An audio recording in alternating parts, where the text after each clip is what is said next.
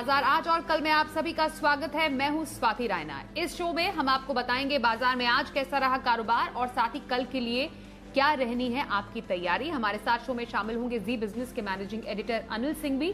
साथ ही आज हमारे साथ है प्रॉफिट मार्ट सिक्योरिटीज के अविनाश गोरक्षकर। अविनाश जी, स्वागत करते हैं आपका। और पूरी रिसर्च टीम से जानेंगे अलग अलग सेक्टर से जुड़ा हुआ बाजार का हाल। सबसे पहले बाजार के आज के कारोबार पर एक नजर डाल लेते हैं। तो अगस्त सीरीज की एक्सपायरी के दिन बाजार में दिन भर सीमित दायरे में उतार चढ़ाव बना रहा और आखिरकार बाजार हरे निशान में बंद होने में कामयाब रहे। सेंसेक्स और निफ्टी हरे निशान में सपाट बंद हुए। निफ्टी में लगातार तीसरे दिन रिकॉर्ड क्लोजिंग रही। निफ्टी बैंक 31 अंकों की बढ़त के साथ 35,617 पर बंद हुआ।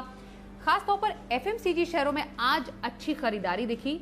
ब्रिटानिया 2% की तेजी के साथ रहा निफ्टी का टॉप गेनर।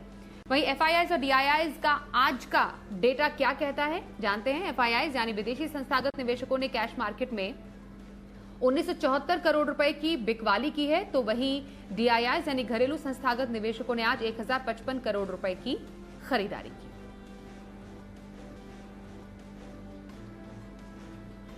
और आइए अब एडिटर्स टेक में अनिल जी से समझते हैं कि आज बाजार में उतार चढ़ाव रहने की अहम वजह क्या रही।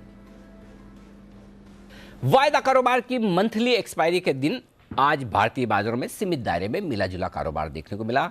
कल की तरह सुस्ती के साथ बंद होते दिखे बाजार, लेकिन अच्छी बात यह थी कि तीनों ही इंडेक्स हरे निशान में बंद होने में रहे कामयाब, चाहे वो निफ्टी हो, सेंसेक्स हो या फिर बैंक निफ्टी, थोड़े थोड़े मार्जिन से लेकिन हरे निशान में बंद। आज निफ्टी ने क्लोजिंग बेसिस पर, ये रिकॉर्ड है, क्लोजिंग बेसिस पर लगातार तीसरे दिन नया हाई बनाया है। 2 पॉइंट से ही सही, लेकिन पिछली क्लोजिंग से बेहतर क्लोज होने में कामयाब रहा निफ्टी। सेंसेक्स अपनी लाइफ टाइम हाई क्लोजिंग से 10 पॉइंट नीचे बंद हुआ, यानी सेकंड बेस्ट क्लोजिंग मिली। बैंक निफ्टी मुश्किल से हरे निशान में बंद हुआ। आज की रेंज भी छोटी थी, मुश्किल से 80-90 पॉइंट की रेंज। 16,600 के नीचे निफ्टी गया नहीं, 16,700 को पार किया नहीं। बैंक निफ्टी 35,400 35,800 की रेंज में वक्त बिताकर बीचों बीच बंद हो गया और यही हाल कमोबेश सेंसेक्स का था, 56,000 से थोड़ा सा नीचे। ओवरऑल मार्केट मिला जुला था। बढ़ने और गिरने वाले शेयरों की तादाद भी लगभग बराबर के हिसाब से आप कह सकते हैं कि थोड़ी सी आज मिड कैप स्मॉल कैप शेयरों में जो पिछले 2 सेशन में बड़ी चमक दिखी थी उतनी नहीं थी, थोड़ी कम थी। तो ओवरऑल वेट एंड वॉच वाला मामला था। आज का फोकस पूरी तरह से एक्सपायरी पर, रोल ओवर्स पर था। अब पूरा फोकस शिफ्ट होगा अमेरिका पर और वहां से बड़े संकेत आने की संभावना बनेगी, लेकिन आज डाउ फ्यूचर्स भी एकदम सुस्त है। तो ओवरऑल कह सकते हैं कि एक्सपायरी के दिन जिस तरह का बड़ा उतार चढ़ाव आप देखना चाहते हैं या देखना ना भी चाहें, तो जो उम्मीद करते हैं वैसा कुछ भी नहीं हुआ और बेहद शांत ट्रेड आज के बाजार में देखने को मिला और क्लोजिंग भी एकदम शांत। तो आज के बाजार पर हमने राय जानी, कल के बाजार पर स्ट्रैटेजी भी समझेंगे। उससे पहले किन सेक्टर्स में सबसे ज्यादा आज एक्शन देखने को मिला समझते हैं। कुशल गुप्ता का रुख कर लेते हैं। कुशल, जरा बताएं आज के कारोबार में कहां सबसे ज्यादा मजबूती नजर आई और कहां पर थी सुस्ती। जी, तो अगस्त सीरीज के मंथली एक्सपायरी के दिन बाजारों ने ऑलमोस्ट फ्लैट से क्लोजिंग आज ये दिखाते हुए नजर आए, जहां पर निफ्टी अगर आप देखें तो यहां पर लार्जली जो एफएमसीजी काउंटर्स हैं उनका बोलबाला था, उनकी वजह से थोड़ा सा मार्केट को सपोर्ट मिलता हुआ दिखा। और यहाँ पर अगर आप देखें तो Britannia, Tata consumer products, HDFC life जैसे स्टॉक्स जो थे वहाँ पर तेजी रही। पर दूसरी तरफ जो गिरने वाले शेयर थे उसमें भारतीय एयरटेल टॉप लूजर निकल कर आया। 4-4.5% का डीप कट यहाँ पर आता हुआ दिखा। हमने देखा कि कल के सत्र में यहाँ पर जो है भारतीय एयरटेल के लिए उनकी फंड रेजिंग को लेकर जो बोर्ड बैठक होने वाली है 29 तारीख को, उसका इम्पैक्ट जो है आज स्टॉक में आता हुआ देखने को मिला। जेएसडब्ल्यू स्टील, मारुति सुजुकी जैसे काउंटर्स भी लगातार कमजोरी दिखाते हुए नजर आ रहे हैं, खासकर अगर आप ऑटो कंपनी मारुति की बात करें तो। वहीं मेटल स्पेस से आपको जो गिरावट का रुझान दिखा रहे थे एनएमडीसी, यहाँ पर भी कांस्टेंट हिटिंग हो रही है। सेल, नाल्को जैसे स्टॉक्स भी दबाव में थे। पीएसयू बैंक्स भी पीछे नहीं थे, यहाँ पर भी गिरावट का रुझान साफ तौर पर हमें देखने को मिला। लार्जली 1.5 से 2% की गिरावट जो है आपको इन सब स्टॉक्स में आती हुई दिखी। एफएमसीजी स्पेस में मैरिको, डाबर, गोदरेज कंज्यूमर्स लीड कर रहे थे गेन्स को। इनफैक्ट यहाँ पर इमामी भी आज एक सरप्राइजिंग मूव के साथ ट्रेड करता हुआ दिखा। और अंत में जी के हिट कॉल्स की बात करें तो किरण जी ने आपको मारुति पर कॉल दिया था, साथ ही राकेश कुणाल चार्ट कॉर्नर में एमसीएक्स पर आपको राय दी गई थी। ब्रिटानिया, सुमित जी का कॉल था और ओवरऑल हिमांशु जी का एसडब्ल्यू सोलर भी उन्होंने रिकमेंड किया था, जहां पर 10-11% तक की तेजी हमें देखने को मिली। तो कहीं ना कहीं बाजार का जो मूड माहौल था, अगस्त सीरीज तो कंप्लीट हो गई है, कल सितंबर सीरीज शुरू होगी और यहाँ पर 10 नए F&O काउंटर्स भी शामिल होते हुए नजर आएंगे। तो देखना काफ़ी इंटरेस्टिंग होगा कि कल के सत्र में किस हिसाब से ये काउंटर ट्रेड करते हैं एंड ओवरऑल बाजार का मोमेंटम कारोबारी हफ्ते के आखिरी दिन कैसा रहता है। आइए अब अविनाश गोरक्षकर का रुख कर लेते हैं। अविनाश जी, सितंबर सीरीज की शुरुआत को आप कैसे बाजार के लिहाज से एक्सपेक्ट कर रहे हैं? कहां पर फोकस किया जा सकता है अभी बाजार के इस माहौल में, ये जानना चाहेंगे। साथ ही पोजिशनल व्यू जो हफ्ते भर का नजरिया है, कहां रखने की सलाह देंगे? स्वाति जी, पहली बात तो मार्केट जिस प्रकार से बढ़ा है, मेरे ख्याल से मार्केट्स अभी आज रात को जो फेड की कमेंट्री आएगी, स्पेशली जो टेपरिंग के ऊपर जो कमेंट्री आएगी, वो काफ़ी उम्मीद है कि ये टेपरिंग जल्दी ना आए, क्योंकि मार्केट में अनुमान है कि लिक्विडिटी अगर थोड़ी सी कम होती है, स्पेशली फेड अगर क्वांटिटेटिव ईजिंग थोड़ा कम करता है, तो मार्केट्स में डेफिनेटली थोड़ा बहुत उसका इफेक्ट आएगा। दूसरी बात, मुझे लग रहा है कि मार्केट्स में जो सेक्टर्स अभी आने वाले हफ्ते में चलेंगे वो ज़्यादातर इंफ्रा और बैंकिंग रिलेटेड होंगे। हमको लग रहा है कि बैंकिंग सेक्टर बहुत बड़ा बेनिफिशियरी होगा ये जो मोनेटाइजेशन प्रोग्राम गवर्नमेंट ने अनाउंस किया है 6 लाख करोड़ का, और सबसे बड़ी बात इंफ्रास्ट्रक्चर में इसको काफ़ी बेनिफिट मिलेगी। तो ये दो सेक्टर्स पे मुझे लग रहा है कि अच्छी तेज़ी देखने को मिलेगी। हफ्ते भर के लिए जो स्टॉक हमको पसंद है वो ऑटो सेक्टर में महिंद्रा एंड महिंद्रा है। हमको लग रहा है कि स्टॉक ऐसे बाजार में भी काफ़ी फर्मनेस दिखा रहा है, और शॉर्ट टू मीडियम टर्म अगर पोजिशनल व्यू रखना है तो इस प्राइस से खरीदना चाहिए। हमको लग रहा है 801 805 का नियर टर्म का टारगेट बन सकता है। करीबन 10 रुपये का स्टॉप लॉस आप 771 का लगा दीजिए, और ये काउंटर मुझे लग रहा है कि हफ्ते भर के पीरियड के लिए आपको एक अच्छा रिस्क रिवॉर्ड दे सकता है। इवन मीडियम टर्म के लिए अच्छा है, लेकिन जो पोजिशनल बेट 5-6 दिन के लिए करना चाहते हैं, ये इसमें ज़रूर एक पोजिशन ले सकते हैं। तो हफ्ते भर का नजरिया Mahindra and Mahindra auto stock में रखने की सलाह अविनाश गोरक्षकर की। बातचीत जारी रहेगी आज के खास मेहमान से, लेकिन कुछ और खबरों का रुख कर लेते हैं। और बड़ी खबर है SCI के विनिवेश से जुड़ी हुई हमारे पास। सरकारी शिपिंग कंपनी SCI से जुड़ी खबर यह है कि सूत्रों के मुताबिक सरकार इस साल अब दिसंबर तक SCI का विनिवेश पूरा करना चाहती है, और इसके लिए दीपम की टॉप 3 बिडर से बातचीत भी चल रही है। और माना यह जा रहा है कि मील यानी कि mega engineering and infrastructure, Vedanta, GE shipping company को खरीदने के मजबूत दावेदार माने जा रहे हैं। ये एक बड़ी खबर हमारे सामने, एक्सक्लूसिव खबर सामने आ रही है। अविनाश जी, क्विक टेक आपकी तरफ से SCI के विनिवेश से जुड़ी बड़ी खबर को लेकर क्या इम्पैक्ट आप देखते हैं? नहीं, मुझे लग रहा है कि देखिए लॉन्गर टर्म में डेफिनेटली SCI को काफ़ी फायदा होगा, क्योंकि काफ़ी समय के बाद इनकी फ्लीट अभी प्रॉफिटेबल हो चुकी है। अगर हम बाल्टिक इंडेक्स की बात करें तो यहाँ पे भी जो बाल्टिक इंडेक्स है वो काफ़ी बड़ा है। और सबसे बड़ी बात, SCI अगर प्राइवेट सेक्टर के पास जाता है तो वेदांता के पास तो ऐसी ट्रैक रिकॉर्ड है कि वो जब भी प्राइवेट सेक्टर की कंपनी लेते हैं तो उसको 1-2 साल में पूरी तरह से टर्न अराउंड करके प्रॉफिटेबल बहुत बनाते हैं। तो मुझे लग रहा है कि जो भी फाइनल बिडिंग प्राइस रहेगी वो सबसे बड़ा ट्रिगर रहेगा। हालांकि इसमें इंटरेस्ट ज़रूर है, और ये काफ़ी बड़ी कंपनी है, तो इसमें कोई डाउट नहीं कि जिसको एक पोजिशनल बेट लेना है तो ये इवेंट होने के पहले करिए, क्योंकि इवेंट होने के पहले ही आपको एक मौका मिलेगा। उसके बाद प्राइसिंग के ऊपर और जो प्रमोटर आएगा उसके बाद अच्छी रेटिंग आपको देखने को मिलेगी। तो डेफिनेटली फंडामेंटल्स अच्छे हैं, और जिनको 6 to 8 मंथ्स का भी नजरिया लेना है, क्योंकि दिसंबर में अगर ये बोली फाइनल होती है तो उसका मतलब अभी काफी समय ये स्टॉक थोड़ा सा रेंज बाउंड रहेगा, और तभी आपको इस स्टॉक में इन्वेस्टमेंट के पॉइंट ऑफ व्यू से एक अच्छा खासा रिस्क रिवॉर्ड मिल सकता है। जी, अगली दूसरी बड़ी खबर है जनरल इंश्योरेंस कंपनियों से जुड़ी हुई। अब मद्रास हाईकोर्ट के एक फैसले से कार चालकों को ओन डैमेज प्रीमियम लेना जरूरी हो गया है।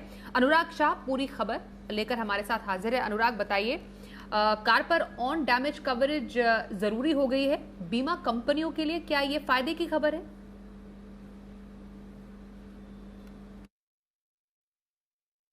जनरल इंश्योरेंस इंडस्ट्री से जुड़ा बहुत बड़ा डेवलपमेंट है। मद्रास हाईकोर्ट ने एक ऑर्डर पास किया है। हालांकि जो ऑर्डर है वो पूरी तरह से अपलोड होना बाकी है, लेकिन जो लॉयर से हमारी बात हुई है उसके मुताबिक उस जजमेंट में कहा गया है कि जो नई गाड़ियां बेची जाएगी 1 सितंबर से, तो उन गाड़ियों के लिए बम्पर टू बम्पर इंश्योरेंस होना जरूरी होगा। यानी नो डेप्रिसिएशन, 0 डेप्रिसिएशन वाला ओन डैमेज जो कवर है वो नई गाड़ियों के लिए जरूरी होगा। होगा। तो ये काफी बड़ा डेवलपमेंट होगा। जिस तरह से अभी कानून के मुताबिक थर्ड पार्टी कवरेज होना जरूरी होता है, लेकिन बम्पर टू बम्पर इंश्योरेंस जरूरी होने के बाद ओन डैमेज जो का कंपोनेंट है वो इंश्योरेंस कंपनियों के लिए काफी बड़ा बोनांजा होगा, क्योंकि मोटर इंश्योरेंस जो है वो ओवरऑल जनरल इंश्योरेंस स्पेस में 30 से 35% का सेगमेंट है और सबसे बड़ा जो उसका कंपोनेंट है वो ओन डैमेज का है। तो अगर ये मैंडेटरी हो जाएगा नई गाड़ियों के लिए 1 सितंबर के बाद से 3 साल के लिए या 5 साल के लिए, तो जनरल इंश्योरेंस स्पेस की जो कंपनियां हैं, लिस्टेड कंपनियां हैं, आईसीआईसी लोम्बार्ड और न्यू इंडिया एश्योरेंस, उनको काफी जबरदस्त तौर पे फायदा होगा। उनके जो प्रीमियम जो है मोटर सेगमेंट से वो जबरदस्त तौर पे बढ़ जाएंगे। बिल्कुल अविनाश जी, आपने हमारे सहयोगी को सुना किस तरीके से जो जनरल इंश्योरेंस कंपनियां हैं उनके लिए एक बहुत बड़ा बोनांजा साबित हो सकता है। आप कैसा एक एक्शन यहां पर एक्सपेक्ट कर रहे हैं? कोई पसंद आपकी स्पेस से? नहीं, मुझे लग रहा है कि जैसे ही एक रेगुलेशन आया है इसका benefit definitely general insurance companies पे आएगा।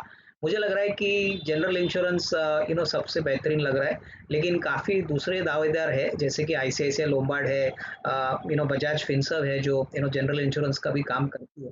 तो ये डेफिनेटली मीडियम टर्म के लिए ये सारी कंपनीज के लिए फायदेमंद रहेगा। लेकिन on the other side Swati, आप ये समझ लीजिए कि जो ऑटो कस्टमर्स रहेंगे इनके लिए दिक्कत रहेगी, क्योंकि उनका जो कॉस्ट ऑफ एक्विजिशन होगा वो थोड़ा सा और महंगा होगा।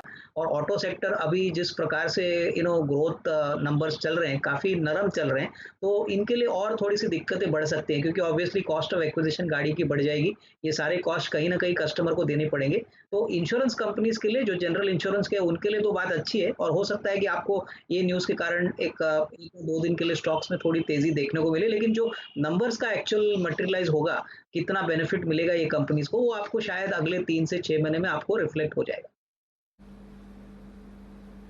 बिल्कुल, आगे बढ़ते हैं और अगली खबर है 3i इन्फोटेक से जुड़ी हुई। लगातार तीसरे दिन हमने देखा शेयर में अपर सर्किट लगा है, वो भी डी लिस्टिंग की खबर के बावजूद। अब तेजी के ट्रिगर क्या रहे हैं, इस पर समझते हैं। देवांशी आशर हमारे साथ है, बताइए।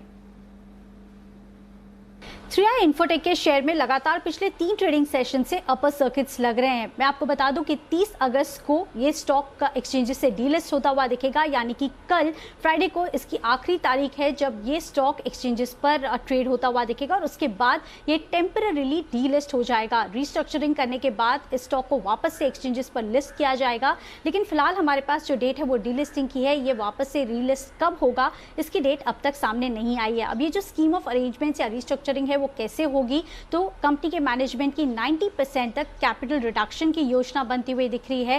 मैं आपको बता दूं कि फिलहाल इस स्टॉक की जो फेस वैल्यू है वो 10 रुपए है, उसको कम कर दिया जाएगा 90% से और 1 रुपए की फेस वैल्यू हो जाएगी। उसके बाद जो टोटल शेयर्स हैं उनको कंसोलिडेट किया जाएगा। हर 10 शेयर के कंपेयर्ड में आपको या जो निवेशक है उनको 1 शेयर मिलता हुआ दिखेगा और उसकी जो फेस वैल्यू होगी वो 10 रुपए की होगी। यानी कि जो टोटल स्टेक है आपका कंपनी में वो उतना का उतना रहेगा, लेकिन कैपिटल जो है वो 90% से रिड्यूस होती हुई दिखेगी। इसके साथ ही मैं आपको बता दूं कि इसके बाद भी जो निवेशक है वो इतने ज़्यादा पॉजिटिव क्यों हो रहे हैं। लगातार इस स्टॉक में एक्शन बन रहा है और वॉल्यूम्स बढ़ते हुए दिख रहे हैं, क्योंकि आप देखिए कंपनी का ये कहना है कि आने वाले समय में ये एक वन आईटी सोल्यूशन प्लेटफॉर्म बनना चाहती है। 2030 तक $1 बिलियन तक की आय का लक्ष्य है कंपनी का। इसके साथ ही ये कर्ज मुक्त कंपनी है, तो आने वाले समय में जो कैश फ्लोज हैं कंपनी के वो लगातार बढ़ने की उम्मीद लगाई जा रही है। इंटरेस्ट कॉस्ट नहीं रहेगा और साथ ही आप देखिए रीलिस्टिंग पर एक बड़ा उछाल होने की उम्मीद है, क्योंकि इनका जो EPS है प्रति शेयर वो काफ़ी ज़्यादा बढ़ता हुआ दिखेगा और इसी के चलते जो निवेशक है वो काफ़ी ज़्यादा पॉजिटिव हो रहे हैं। लेकिन काफ़ी सारे रिस्क भी हैं। आप देखिए सबसे पहले तो जो इनके CFO हैं कंपनी के, उन्होंने इस्तीफा दे दिया है। 16 सितंबर उसकी आखिरी तारीख है और साथ ही रीलिस्टिंग पर भी काफ़ी रिस्क बनता हुआ दिख रहा है। तो रिस्क भी है, लेकिन निवेशक काफ़ी बुलिश भी बनते हुए दिख रहे हैं। लेकिन इंपॉर्टेंट बात यह है कि 30 को डीलिस्ट होता हुआ दिखेगा। कल आखिरी तारीख है जब ये स्टॉक एक्सचेंजेस पर ट्रेड करा होगा।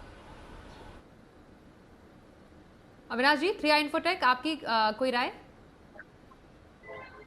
स्वाति, मुझे लग रहा है कि देखिए ये डीलिस्ट होने वाला है। डीलिस्टिंग के बाद मेरे ख्याल से इन्वेस्टर्स को इसमें पोजीशन देख सकते हैं, क्योंकि इसमें एक जो इंटरेस्टिंग बात हुई है जो देवांशी ने कही, उसको मैं ऐड करना चाहूँगा कि इन्होंने साइबर सिक्योरिटी में अभी एंट्री की है। काफ़ी बड़े मात्रा में ये साइबर सिक्योरिटी मार्केट में एंटर करना चाहते हैं, जो काफ़ी बड़ा ग्रोथ मार्केट है। और जैसे कि कंपनी कर्जा मुक्त है, तो होपफुली अगर ये प्रोडक्ट सक्सेसफुल होता है तो डेफिनेटली इससे काफ़ी बेनिफिट कंपनी को मिलेगा। लेकिन जिस प्रकार से अभी स्टॉक में सर्किट लग रही है, मुझे लग रहा है कि किसी को निवेश करना है तो थोड़ा-सा सोच समझ के थोड़ा-सा शांति से इसमें एंटर करे। सर्किट में नॉर्मली शेयर्स एंट्री करना थोड़ा-सा नुकसानदायक हो सकता है। तो जब रीलिस्ट होगा तभी मेरे ख्याल से एक मौका ज़रूर मिलेगा नए निवेशकों के लिए, क्योंकि कैपिटल रिडक्शन डेफिनेटली इन्वेस्टर्स के लिए और जो एग्जिस्टिंग शेयर होल्डर्स है उनके लिए तो नुकसान है। 10 रुपए का शेयर 1 रुपया बनता है तो 90% उनका कैपिटल घट जाता है। तो मेरे ख्याल से थोड़ा-सा वेट करके इसमें एंट्री करें, वही मेरी राय है। ओके सर, एफएनओ में नए खिलाड़ियों का क्या है हाल? वायदा में आने के बाद कितने शेयर गिरे, कितने शेयर दौड़े? पूरी रिपोर्ट है हमारे सहयोगी वरुण के पास। बताइए वरुण। जी देखिए, इस साल एफएनओ में करीब 25 कंपनियां शामिल हुई है और इन 25 कंपनियों का एफएनओ में शामिल होने के दिन, उसके एक हफ्ते बाद और उसके एक महीने बाद किस तरह का प्रदर्शन देखा गया है, इसका विश्लेषण हमने किया है। और देखिए, इन 25 कंपनियों में से अगर आप एफएनओ में शामिल होने के दिन देखेंगे तो 25 में से 14 कंपनियों में गिरावट हुई है। दरअसल होता ये है ना कि जब एफएनओ में कंपनियां आ जाती है तो शॉर्ट करने का मौका लोगों को मिल जाता है और इसके लिए आप देखते हैं कि ऐसे कंपनियों में गिरावट होती है।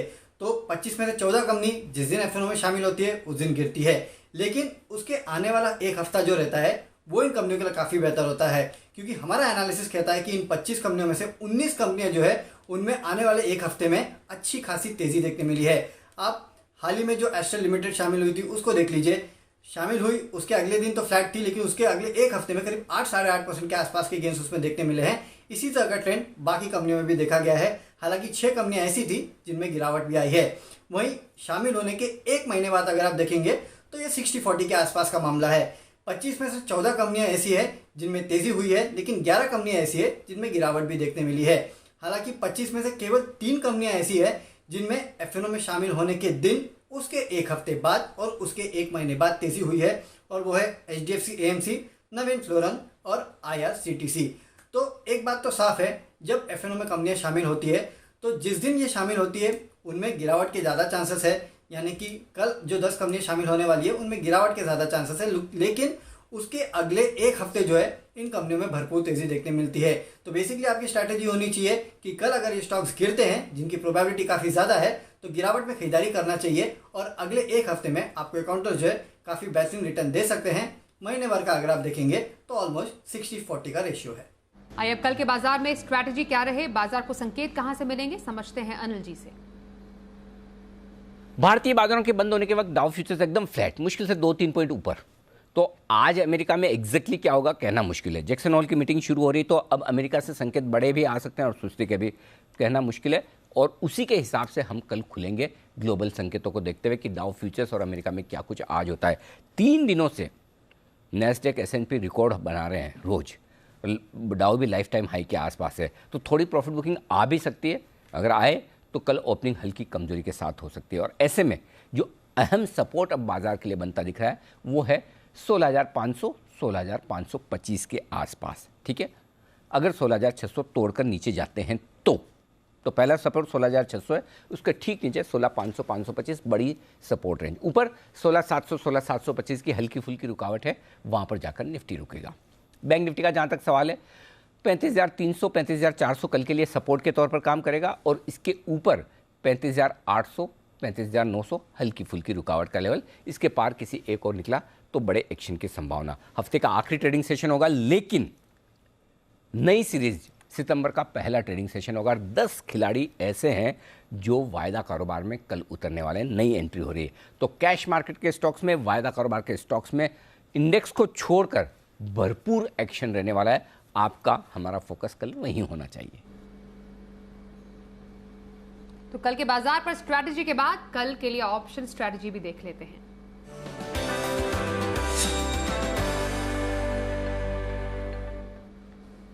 चॉइस ब्रोकिंग के सुमित बगड़िया से बात करते हैं। सुमित जी, बहुत स्वागत है आपका। कल कहां पर ऑप्शन स्ट्रैटेजी बताएंगे? नमस्कार स्वाति, गुड इवनिंग। देखिए, कल के लिए ऑप्शन स्ट्रेटेजी मेरे पास एक कॉल है और एक पुट है, यानी ऑप्शंस में एक खरीदारी करने का है और ऑप्शंस में एक पुट लेने का सलाह रहेगा। तो पहला वाला टाटा कंज्यूमर का 850 का कॉल 24 रुपए के आसपास लेने का सलाह रहेगा। 16 रुपए के इसके अंदर स्टॉपर्स लगाना है। टाटा कंज्यूमर चार्ट्स के ऊपर मजबूत लग रहा है, ऐसा लग रहा है ऊपर जा सकता है। तो 850 के कॉल का ऊपर में टारगेट बनेगा 32 रुपए से लेके 35 रुपए तक का। तो टाटा कंज्यूमर का 850 का कॉल लेने का सलाह रहेगा। दूसरा जो स्ट्रेटेजी है वो है सेल साइड का, यानी स्टॉक वीक लग रहा है तो पुट लेने का सलाह रहेगा। हीरो मोटोकॉर्प 2650 का पुट लेने का सलाह रहेगा 60-65 के बीच में। आज का क्लोजिंग भी वहीं था। नीचे में स्टॉप लॉस लगाना है 45 रुपए का, ऊपर में टारगेट बन सकता है 85 रुपीज से लेके 100 रुपीज तक के। स्टॉक का स्ट्रक्चर वीक है, गिरावट बन सकती है। बहुत शुक्रिया सुमित जी ऑप्शन की स्ट्रैटेजी बताने के लिए। अविनाश जी, अब आपसे लॉन्ग टर्म स्ट्रैटेजी जानना चाहेंगे, किस स्टॉक में आज सजेस्ट करेंगे? स्वाति, लॉन्ग टर्म के लिए हमको लग रहा है एक बहुत ही अंडरवैल्यूड स्टील कंपनी है जिसका नाम है मुकुंद। ये कंपनी एक बजाज ग्रुप कंपनी है और सबसे इंटरेस्टिंग बात है कि ये स्पेशलिटी स्टील्स में काम करती है और पिछले साल से एक बड़ी रिस्ट्रक्चरिंग इस कंपनी में हुई है। करीबन 3000 करोड़ का कर्जा कंपनी अपने नॉन कोर एसेट्स बेच के कर रही है। इनफैक्ट इनका जो अभी रिसेंटली एनुअल रिपोर्ट आया है इसमें इन्होंने कहा है कि थाने में और एक ज़मीन है जहां पे इन्होंने करीबन 750 करोड़ में डील की है। तो पूरा कर्जा कंपनी कम करने की कोशिश कर रही है। प्लस जिस प्रकार से इनके कस्टमर्स है Maruti, Hyundai, in fact 2 wheeler players जैसे हीरो मोटोकॉर्प, तो ये क्वालिटी कस्टमर्स को सप्लाई करते हैं। हमारा मानना है कि ये एक ऐसा विकल्प है जो अगले 6 से 12 महीने में अच्छी तरह से वेल पोजिशन रहेगा। और सबसे बड़ी बात, इनकी कैपेसिटी अभी काफ़ी अच्छी तरह से बढ़ रही है और स्पेशलिटी स्टील्स में जिस प्रकार के मार्जिन इनको मिलते हैं 14-15%, ये डेफिनेटली एस्टेब्लिश प्लेयर्स के कंपेरेबल में, तो ये एक अच्छा विकल्प है। मेरे ख्याल से जिनको 6 से 12 महीने की अवधि के लिए लेना है, मेरे ख्याल से करीबन 200 रुपये का टारगेट प्राइस पॉसिबल है, तो ये ज़रूर खरीदिए। एक अच्छा इन्वेस्टमेंट और अच्छा इन्वेस्टमेंट पोजिशनल बेट साबित हो सकता है। ओके, तो लंबी अवधि का नजरिया मुकुंद में रखने की सलाह अविनाश गोरक्षकर की। बहुत शुक्रिया अविनाश जी, आप हमारे साथ शो में शामिल हुए। आज के लिए बस इतना ही।